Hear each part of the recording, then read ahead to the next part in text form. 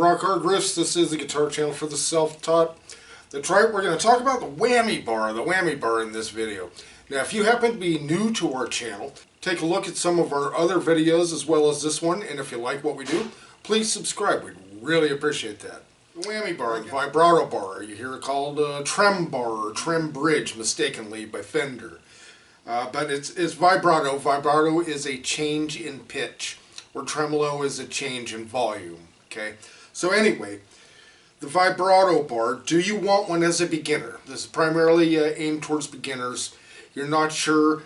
Now think about it this way, guys. You're probably pretty overwhelmed by a lot of things as it is without throwing another curveball in, like a whammy bar, a trem bridge, if you want to call it that. So, but the thing is, if you're looking to do heavy metal or hard rock, that sort of thing, you know, you're going to eventually, you're going to need one if you're going to go that direction. Now, I would say, if you have enough money, get a guitar with and get one without. But I would equally practice with both if I could, maybe more with the one without than the one with as a beginner, so that you're understanding the guitar enough as it is without adding this thing into it. Now, of course, the dive bombs and all that stuff is really cool.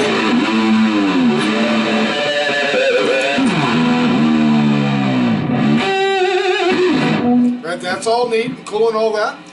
There's a lot more to it than just that. You know, there are a lot of different tricks. Okay,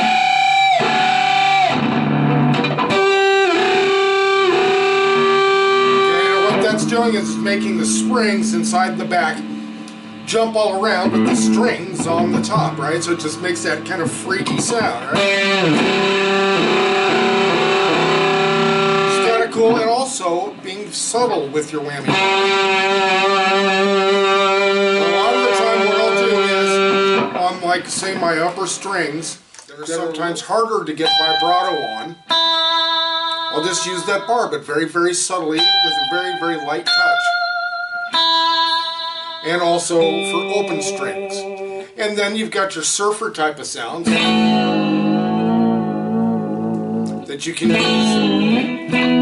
Even with a Floyd Rose, just a light touch and a subtle, you know, subtle touch. And you can also use that for like a swimming kind of tone. And all kinds of things. This isn't a technique video, but we're talking about what's possible with it, and maybe reasons why not to. So, of course, one big reason is if you break a string with a Floyd Rose, these things get ugly. They go completely out of whack. You have to, of course, put in your new string, and then you have to start all over from scratch as far as tuning the thing. That's a real drag. They're also a real bummer to intonate. Real bummer. So you want to stay with one type of strings pretty much the whole time for that guitar, unless you don't mind intonating these things. And man, it takes a lot of work. So that's a couple things to deal with. Also, they're noisy. They can tend to be kind of noisy. They can clank around, as you may have heard a little bit. Also, they're harder to mute. Well, I won't say harder, but they're different. You mute these differently than you would say a regular bridge. So again, there are pros and cons with and without. You know, without this, it's much easier to tune and replace a string, bing, bang, you're done, right? And other things. So it's a question to ask yourself. Again, I'd say if you have the money and you know you're going towards a hard rock and heavy metal thing, I'd get both. I'd get one type of each guitar, one with and without a whammy bar. You know, I used to be glued to this thing back in the 80s when we used to play, but I was using it in very subtle ways, not just vibrato or dive bombs and stuff. I would use it for different ways, actually. I'd use it this way as well, but we'll talk about that in other technique type videos. So, alright guys, to whammy bar or not to whammy bar? That is the question.